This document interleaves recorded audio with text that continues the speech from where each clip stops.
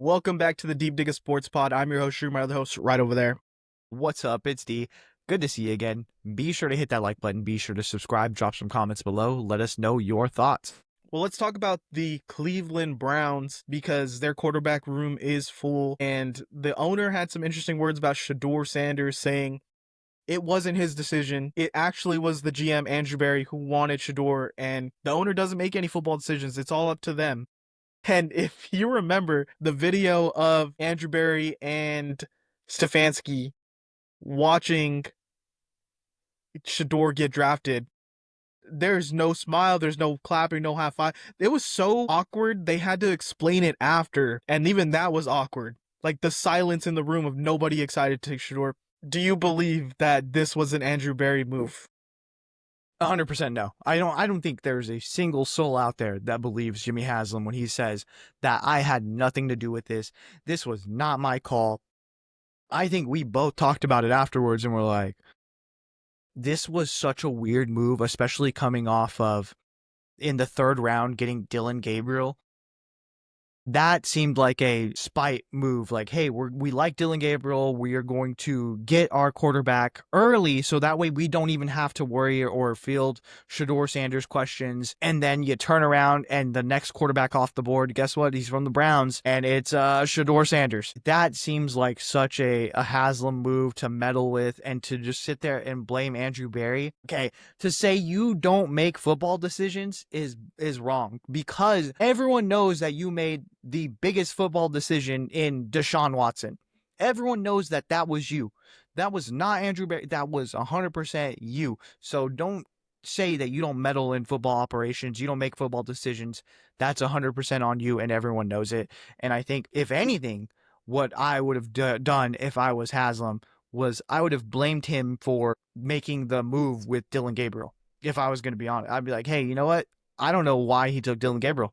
Yeah, and I saw that too. I forgot who was saying this after, but some analyst was like, the Dillion Gabriel pick, it was a reach.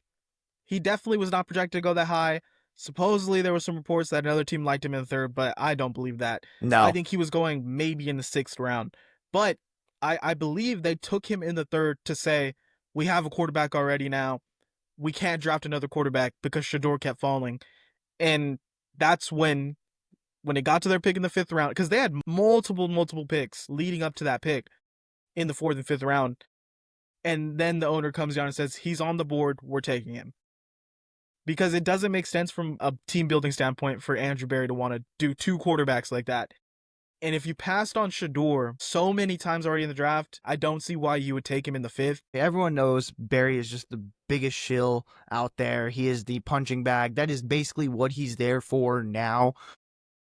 If I was Andrew Berry, I'd be like, yeah, you know what? No, that's not. I didn't make this call. It's not on me. You can't blame me for all these things. I didn't bring in Deshaun Watson.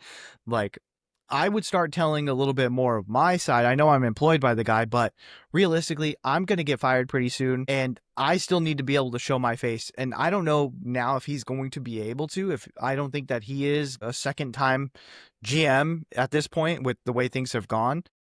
But I would start to put that out there, or maybe as soon as like things are where you're booted, maybe you start making that, but it might be too little too late. I don't know, man. I just don't. I think the Shedeur Sanders thing, again, I think the more telling thing is overreaching on Dillion Gabriel when everyone had him marked down as like maybe a fifth rounder at best. And now you're seeing it in training camp. All of the things that people were talking about pre-draft, that he doesn't push the ball downfield. He's not as accurate. He doesn't really know, like, he doesn't have the vision on the field. Those are all showing up in training camp, and he is if they're going to rank the quarterbacks right now, he is QB4 by a country mile. It is by a lot, and he is more likely going to get cut this preseason. So I think that's the kind of a bigger tell there as far as like, oh, hey, this is the guy that we evaluated as a third rounder, and he's not going to make the squad. I think Kenny Pickett's going to be the guy gone because he already got injured. And Dillion I think Gabriel looks so bad. Dillion Gabriel looks awful. He looks fucking horrible. But if you cut your third round pick at quarterback and keep your fifth round pick, who's a quarterback, I mean, why are we even employing you right now? Like, what are we doing? Like, you should be fired instantly. Like, if you can't even keep your third round quarterback on the roster, but yet your fifth round pick, and I get it, it's a unique situation because I think Shedeur was Is way more more talented. talented, way more talented than a fifth round pick. Way more talented, I think, Dillion Gabriel. Even though I don't think Shedeur is like, I don't see how you're Andrew Berry and this coach staff that you cut Dillion Gabriel. You just cut Kenny Pickett. No one's gonna bat an eye at it. He's not the future of the team.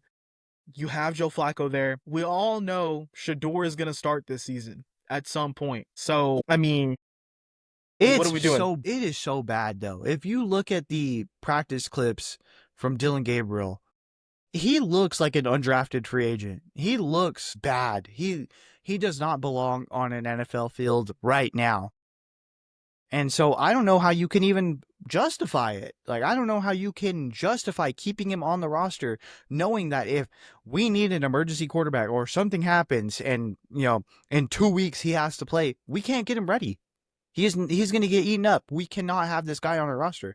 And so I think it's egregious. I just don't think that he should have been drafted in the third round. I think that if I was Haslam, I would have blamed them for that more than that was Shedeur was on them. I would be like, yeah, you know what?